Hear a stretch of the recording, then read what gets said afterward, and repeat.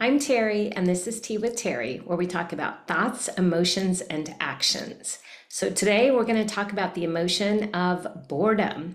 It is midsummer at the time I'm recording this, and I recall as a kid that kind of the weeks after the 4th of July was when it seemed like time stretched out forever and everything was so boring.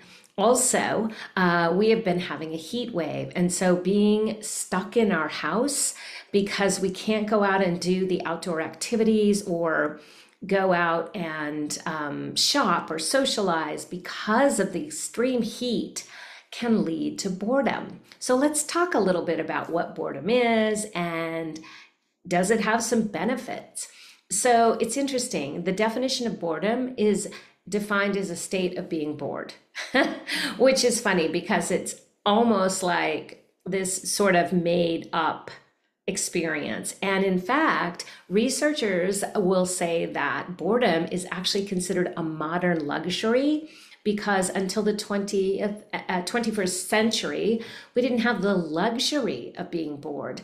There was so much manual labor required to create a life and to earn a living that there was relatively little time to be bored. So, boredom is also described as the uncomfortable state of wanting to engage in a satisfying activity, but being unable to do so. So sometimes boredom could be seen as that disconnect between, I really want something exciting to do and nobody wants to go out, or I'm stuck at home, or my friends canceled their plans. And so now I have open-ended time and I don't really know what I want to do. That satisfying activity, that thing I was going to do, is no longer on the table. It's not an option. So boredom is interesting because when we ourselves impose what we consider kind of a boring task, it can make us feel very lethargic. Perhaps cleaning out our drawers, sorting through old photos, organizing our files, and we can feel very lethargic. But we often see, and this comes from the work of Brene Brown and her research, that when other people impose an activity that we find boring, we get very frustrated. So it's interesting that boredom can lead to these other emotions. And, not all boredom is bad because when we have unstructured time, it can actually lead to the ability for our mind to wander, daydream, and it can be the root of creativity. Sherry Turkle, who's a researcher, says boredom is your imagination calling. So, it's interesting about how we get bored. So we see this gap between what we think is something's going to be engaging and then it's not. So for example, if you go to a party and you have a expectation that it's going to be so much fun and so is going to show up and we're going to do X, and then that expectation is not met, that gap can sometimes lead to the boredom. Or perhaps you go away for a weekend and you get to the town and there's just not a lot going on in the town. And so that gap of what you expected and what you are currently experiencing can be part of this story about what equals boredom.